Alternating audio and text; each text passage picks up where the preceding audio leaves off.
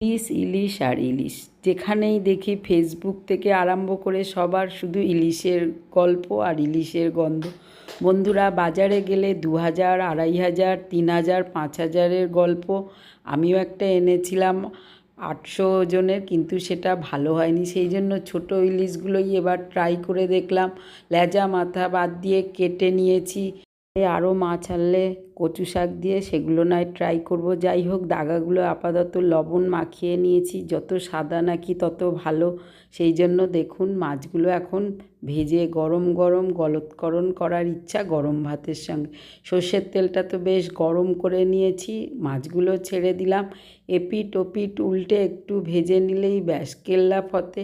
ইলিশটা টাটকা হোক আর বাসি হোক, পাতে ইলিশ পড়লেই হলো। তবে পচা ইলিশটা হলে সত্যি খুব খারাপ লাগে। আমার বড় ইলিশটা ওরকমই হয়েছিল। এখন এইগুলোই যাই হোক, দেখি দুধের স্বাদ ঘোলে মেটে নাকি, বেশ মুচমুচে করে ভেজে রেডি করে তুলে নিলাম। শেষে একটু হলুদ যোগ করলাম, কালারটা বেশ মাছগুলো একটু দেখতে ভালো লাগলো। যাই হোক, এইবার মাছগুলো নাড়িয়ে চাড়িয়ে ভেজে বেশ তুললাম।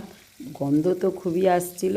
এবার তেলটা ঝরিয়ে, তেলটাও কিন্তু ফেলবো না, কাঁচা লঙ্কা কালো জিরে দিয়ে ভেজে নিয়েছি। মাছ ভাজাগুলোও রেডি।